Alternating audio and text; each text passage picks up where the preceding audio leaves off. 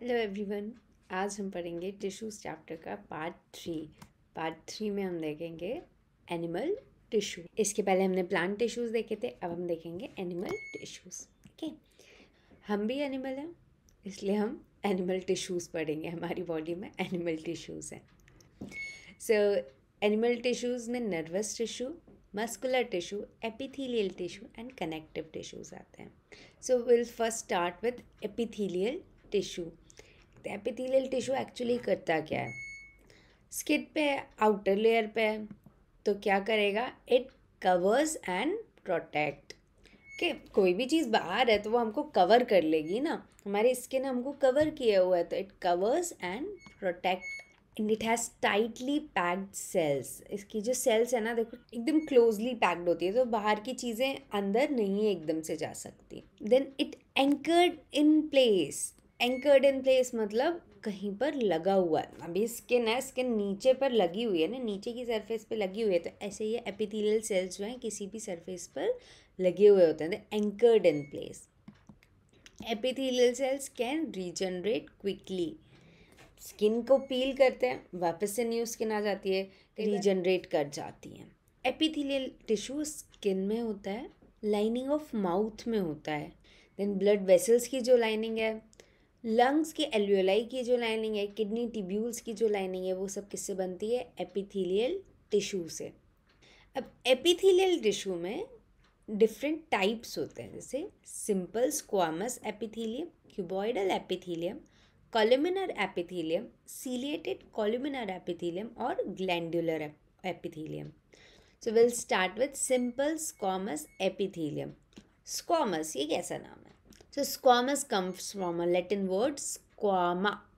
Squama means scale. Scales जो fish पर होते हैं, फिश देखिए, फिश के ऊपर स्केल्स होते हैं, ऐसे उनकी स्किन पर जैसे स्ट्रक्चर्स होते हैं। So squamous comes from that scale. तो स्केल कैसे होते हैं? पतले पतले से होते हैं। तो सेम वैसे ही ये जो सिंपल स्क्वामस एपिथेलियम है, एकदम पतली लेयर है। पैनकेक देखा है? एकदम पतला सा होता है। You can call it also a pancake cell. कहीं लिखना मत, बस ऐसे ही खुद के अंडरस्टैंडिंग के लिए कि इट लाइक पैनकेक। अब जो एपिथेलियम टिश्यू है, ये एकदम पतली सेल्स है, इसमें एकदम पतली लेयर है इसमें, तो ये क्या अलाउ करेगी? Diffusion, filtration. ओके, डिफ्यूजन क्या होता है? हमने लास्ट चैप्टर में देखा था, movement of molecules from higher concentration to lower concentration. It allows diffusion. Okay, higher concentration से लोअर कंसंट्रेशन की तरफ मॉलिक्यूल्स जा रहे हैं। एकदम पतली लेयर है तो इजी पीजी उनका मूवमेंट हो जा रहा है। थोड़ी और लेयर होती हैं इसमें, और मोटी होती तो थोड़ी सी तो दिक्कत होती।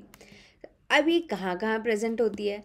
लंग्स में, एयर सैक्स में, एल्वियोलाई में क्या होता है? एक्सचेंज ऑफ गैसेस होते हैं। ये जो इसका ना एकदम पतली सी जो लेयर है ना, ये देखो, ये एकदम पतली ये लेयर है। तो एल्वियोलाई में क्या होता है? जो हमने इनहेल की ऑक्सीजन, वो ऑक्सीजन यहाँ एल्वियोलाई तक आएगी और एल्वियोलाई से ब्लड में मिक्स हो जाएगी, और ब्लड के अंदर जो कार्बन डाइऑक्साइड है वो वापस इस एल्वियोलाई में आ जाएगी और फिर एक्सेल आउट कर देंगे हम उसको। तो ये पतली लेयर है इसलिए तो ये इजी है ना इनका डिफ्यूजन।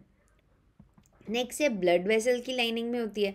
अब ब्लड हमारा जो फ्लो हो रहा है, अब इसमें ऑक्सीजन है ब्लड में भी, ऑक्सीजन को सेल्स के पास जाएगी, तभी तो माइटोकॉन्ड्रिया से एनर्जी बनेगी। लास्ट चैप्टर में हमने देखा था माइटोकॉन्ड्रिया एनर्जी बनाता है। तो सारे चैप्टर्स लिंक्ड रहते हैं। तो क्या हो रहा है? जो ब्लड वेसल्स हैं इनकी लाइनिंग कैसी है? पतली है। ये बनी हुई है सिंपल स्क्वामस एपिथेलियम से। तो ये क्या कर रही है? डिफ्यूजन में ईज कर रही है कि ऑक्सीजन आएगी और फटाफट डिफ्यूज़ हो जाएगी सेल्स में। ओके, और सेल्स में जो कार्बन डाइऑक्साइड है वो वापस से ब्लड वेसल में चली जाएगी। देन किडनीज़ में होती है ये बोमन्स कैप्सूल में। बोमन्स कैप्सूल में भी क्या हो रहा है? यहाँ पर भी डिफ्यूजन हो रहा है। जो ब्लड आ रहा है, ब्लड में से जो भी टॉक्सिन्स हैं, जो वेस्ट है, वो कहाँ जा रहा है? बोमन्स कैप्सूल में। तो ये थ्रू डिफ्यूजन हो रहा है। ओके, देन बॉडी की कैविटीज़ में होती है। बॉडी में ना, कैविटी मतलब ऐसा स्पेस, खाली जगह।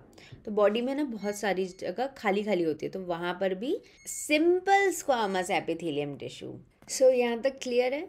जहाँ पर भी डिफ्यूजन होना है तो वहाँ पर एक पतली सी लेयर होगी, वो किसकी होगी? सिंपल स्क्वामस एपिथेलियम टिश्यूज की।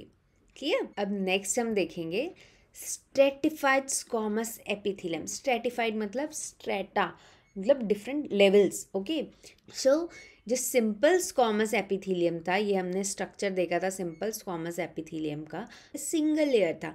अब इसमें क्या हुआ, बहुत सारी जब लेयर्स आ गई तो वो क्या हो गया, स्ट्रेटिफाइड हो गया, इनमें लेयर्स ऐड हो गए। ओके, लेयर्स ऐड होकर क्या बन गया, स्ट्रेटिफाइड स्क्वामस एपिथेलियम।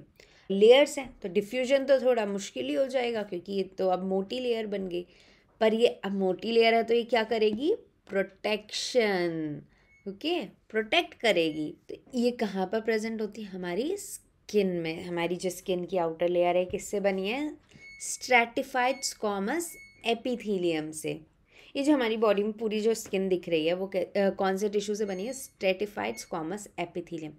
अच्छा, एक चीज़ पता है, स्किन जो है हमारी, ये इसकी जो सेल्स हैं ये हर 1 मिनट में it loses around 30,000 to 40,000 dead skin cells. जो रूम में भी डस्ट है उसमें बहुत ज़्यादा कंपोनेंट हमारी डेड स्किन सेल्स का ही होता है। कि सर ये देखो, ये जो ऐसे ये लेयर्स हैं ये ऊपर आती जाती है, नीचे की सेल्स ऊपर आती जाती हैं और ये ऊपर वाली डेड स्किन सेल्स हवा में चली जाती हैं, बाहर निकल जाती हैं। ओके, नेक्स्ट है क्यूबॉइडल एपिथेलियम। क्यूबॉइडल एपिथेलियम क्यों है नाम इसका, क्योंकि क्यूब शेप के सेल्स हैं इसमें। ये क्या फंक्शन करते हैं, एब्जॉर्प्शन एंड सिक्रीशन। अब सिक्रीशन हो रहा है मतलब ये कहाँ पर है, ग्लैंड्स के अंदर, ग्लैंड्स ही सिक्रीशन करती है। तो क्यूबॉइडल एपिथेलियम ग्लैंड्स में है, किडनी ट्यूब्यूल्स में है। अब इनकी सेल का एक बार स्ट्रक्चर ध्यान से देख लो, ये क्यूब है और इनमें न्यूक्लियस जो है ये कहाँ पर है, सेंटर में।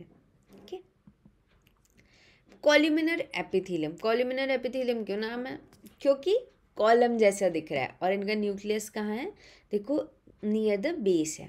इसका फंक्शन क्या है, it absorb, secrete and help in movement. इसी का एक मॉडिफाइड टाइप है सीलिएटेड कॉल्यूमिनर एपिथेलियम। देखो कॉल्यूमिनर तो दिख ही रहा है, कॉलम्स तो दिख ही रहे हैं, पर इनमें ऊपर हेयर लाइक स्ट्रक्चर दिख रहे हैं। These hair like structures are known as cilia. अब इसका फंक्शन क्या है, ये हेल्प करता है मूवमेंट ऑफ सब्सटेंस में। अच्छा, आपने देखा है बोट, ओस का काम क्या रहता है, मूव करना, वाटर को आगे मूव करेगा तभी तो बोट पीछे जाएगी। तो सेम वे में जैसे ये देखो यहाँ पर ये सीलिया जो है ये हमारे लंग्स में है, हमारे रेस्पिरेटरी ट्रैक्ट में। तो ये क्या कर रहा है, हमारी एयर को मूव कर रहा है कि अंदर जाने के लिए। ओके, एयर का मूवमेंट कौन हेल्प कर रहा है, ये जो सीलिया है यहाँ पर इसको पुश कर रहा है कि अंदर जाओ अंदर जाओ। सेम यूरिनरी ट्यूब्स में भी होता है ये, वहाँ पर भी पुश का काम करता है, ये मूवमेंट में हेल्प करता है। 1 सेकेंड में 10 to 20 टाइम्स बीट करते हैं जो सीलिया होते हैं। नेक्स्ट टाइप है एपिथेलियम टिश्यू का, ग्लैंडुलर एपिथेलियम। ये ना तो ये जो ग्लैंडुलर एपिथेलियम है ये स्पेशलाइज सेल्स होती हैं और ये देखो कुछ ऐसा फोल्ड हो जाएंगी। तो ये नॉर्मल सेल्स ही हैं पर ये फोल्ड होकर के एक स्ट्रक्चर बना ले रही हैं और ये क्या करती हैं, ये सिक्रीशन में हेल्प। ग्लैंडुलर मतलब ग्लैंड्स, तो इनसे जो ये टिश्यूज़ हैं ग्लैंडुलर एपिथेलियम टिश्यू, इनसे बनती है ग्लैंड्स। ग्लैंड्स का काम क्या होता है, सिक्रीशन। तो ये ग्लैंडुलर एपिथेलियम क्या कर रही है, सिक्रीशन में हेल्प कर रही है। ओके, ये ग्लैंड्स बनाती है। अब ग्लैंड्स क्या होती है, 2 तरीके की ग्लैंड्स होती हैं, एंडोक्राइन ग्लैंड्स और एक्सोक्राइन ग्लैंड। एंडोक्राइन ग्लैंड क्या करती है, ये जो भी इसमें सिक्रीट हो रहा है, ओके, ग्लैंड मतलब सिक्रीशन, सीधी सी बात। तो एंडोक्राइन ग्लैंड में जो भी सिक्रीट हो रहा है ये डायरेक्टली ब्लड में डाल देगी। पर जो एक्सोक्राइन ग्लैंड है इसके पास में ना एक ऐसे डक्ट होती है, डक्ट मतलब पाइप होती है।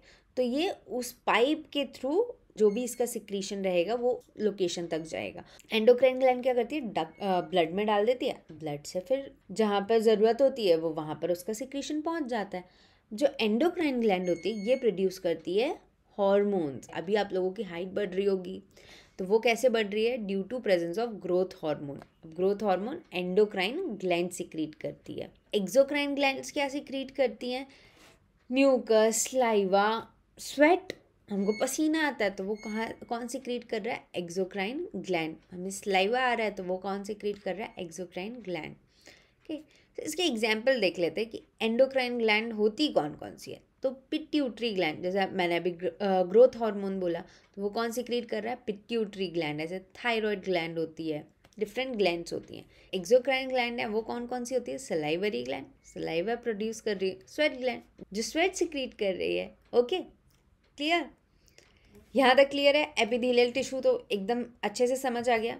नहीं आया तो मुझे कमेंट करके ज़रूर बताना कि कहाँ पर डाउट आया, या कुछ भी क्वेश्चन हो तो वो ज़रूर बताना। ओके, नेक्स्ट हम जंप करते हैं मस्कुलर टिश्यू पर।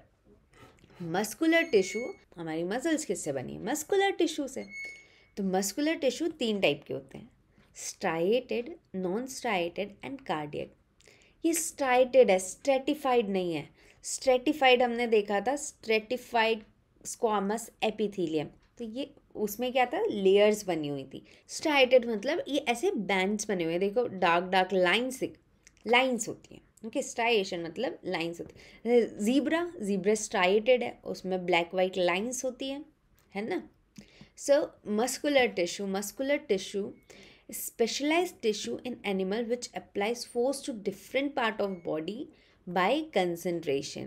Okay, ये पूरी बॉडी कवर है मस्कुलर टिश्यू से। ओके, अब ये जो मस्कुलर टिश्यू है ना, इनके पास में एक कॉन्ट्रैक्टाइल प्रोटीन होता है जो हेल्प करता है कॉन्ट्रैक्शन एंड रिलैक्सेशन में। जो मसल्स होती है ना, ये काफ़ी स्ट्रांग होती है, बहुत स्ट्रांग होती हैं हमारी मसल्स, और ये कभी सोती ही नहीं है। अभी हमने यहाँ पे देखा एक कार्डियक मसल है, तो वो दिल में ही होगी, तो ये कभी सोती नहीं। हमारा दिल कभी सोता है क्या? नहीं सोता। तो वो कॉन्ट्रैक्शन रिलैक्सेशन कौन कर रहा है? Cardiac muscle. इसलिए मसल्स कभी सोती ही नहीं है। मसल के पास में मेमोरी होती है, मसल मेमोरी। अब ये जो मस्कुलर टिश्यू है, सेल से मिलकर ही बने, सेल से मिलकर तो टिश्यू बनता है। These cells are known as muscle fibres. इनकी सेल्स को ही नाम दे दिया मसल फाइबर्स। अच्छा, ये जो मसल्स होती है ना हमारी, दे कैन हील देमसेल्फ, अपने आप को हील कर सकती हैं। फर्स्ट हम देखते हैं इसका टाइप, स्ट्राइएटेड मसल और स्केलेटल मसल। अभी मैंने आपको बताया स्ट्राइएशन मतलब लाइंस, ये देखो यहाँ पे इस सेल में लाइंस है ना, और इनके पास लाइंस है मतलब स्ट्राइएटेड है। स्केलेटल मतलब जो हमारे स्केलेटन के ऊपर है, ये हमारा स्केलेटन है पूरा अंदर, इसके ऊपर जो हमें मसल, जो भी हमारी बॉडी के ऊपर मसल दिख रही है, दैट इज स्ट्राइएटेड और स्केलेटल मसल टिश्यू। ओके, अब ये जो मसल्स हैं, they help in voluntary actions. ये वॉलेंट्री मसल्स, वॉलेंट्री मतलब खुद की इच्छा से हम जो भी मूवमेंट कर रहे हैं, हम चल रहे हैं, डांट पड़ी उसके बाद कर रहे हैं, कई बार डांट पड़ती है उसके बाद हम चल रहे हैं, उसके बाद उठकर हम मूव किए, बट स्टिल हम अपनी मर्जी से हमने पैर उठाया, हम अपनी मर्जी से मूव कर रहे हैं, so that is voluntary movement. Okay, अब जैसे हम खाना खा रहे हो, खाना स्टमक में गया, स्टमक उसको डाइजेस्ट कर रहा है, वो हमारे हाथ में नहीं है, बट एक जगह से दूसरी जगह तक जाना वो हमारे कंट्रोल में है। ओके, हमारे पीछे डॉग है तो हम कितनी स्पीड से भागेंगे, वो हमारे कंट्रोल में है। अब जैसे वेसल्स में ब्लड फ्लो हो रहा है, हमारे कंट्रोल में थोड़ी नहीं है कि हमें ब्लड ज़्यादा फ्लो होना है या कम फ्लो होना है, ये हमारे कंट्रोल में नहीं है, बट हमें कैसे चलना है, हमें कितनी तेज़ क्लैप करना है, ये सब हमारे कंट्रोल में है। तो वॉलेंट्री एक्शंस क्या क्या होते हैं? वॉकिंग। अच्छा, पता है वॉकिंग बोलते हैं ना 10,000 स्टेप्स वॉक करना चाहिए डेली। सिंगल स्टेप वॉक करने में ही हमारी 200 मसल्स यूज होती हैं। Clapping is a voluntary action, pushups is a voluntary action. Gym trainer वहाँ पीछे पड़ा रहता है पुशअप करने के लिए, बट स्टिल कर तो हमारी बॉडी रही है ना, हमें पता है ना कितना नीचे जाना है, कितना ऊपर आना है, so that is a voluntary action. Okay, अब जो स्केलेटल मसल की जो सेल्स हैं, यहाँ पर देखो इनके ऊपर न्यूक्लियस है, एक सेल में बहुत सारे न्यूक्लियस है, तो इनके पास में मल्टीपल न्यूक्लियस है, so that is multi nucleated. Long है, सिलेंड्रिकल है। ओके, इनको वर्क ज़्यादा करना है, फंक्शन ज़्यादा करना है, तो इनके पास में बहुत सारे माइटोकॉन्ड्रिया भी हैं। न्यूक्लियस भी ज़्यादा है, माइटोकॉन्ड्रिया भी ज़्यादा है। माइटोकॉन्ड्रिया ज़्यादा एनर्जी प्रोड्यूस करेंगे, ज़्यादा होंगे तो। अब इनमें क्या है? Presence of light and dark bands, due to which इनमें ये लाइंस दिख रही है। मसल कैसे हेल्प करती है मूवमेंट में? कॉन्ट्रैक्शन और रिलैक्सेशन से।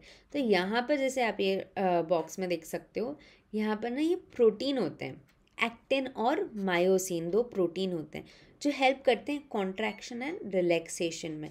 ये पूरा जो एक स्ट्रक्चर बना ना एक्टिन और मायोसिन को मिलाकर, इसको सार्कोमेयर बोलते हैं। ओके, तो ये कॉन्ट्रैक्शन और रिलैक्सेशन में हेल्प करते हैं, और इन्हीं के कारण ये जो डार्क और लाइट बैंड्स हैं ये इन्हीं के कारण बने। किसके कारण? एक्टिन और मायोसिन के अरेंजमेंट के कारण।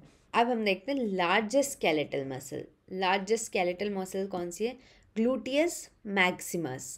एंड स्मॉलेस्ट स्केलेटल मसल है स्टेपिडियस। तो ये हमारे मिडिल ईयर में होती है। ईयर के 3 पार्ट्स होते हैं, तो जो मिडिल ईयर वाला पार्ट है वहाँ पर होती है स्टेपिडियस। ये 6 mm की होती है, एकदम छोटी सी होती है।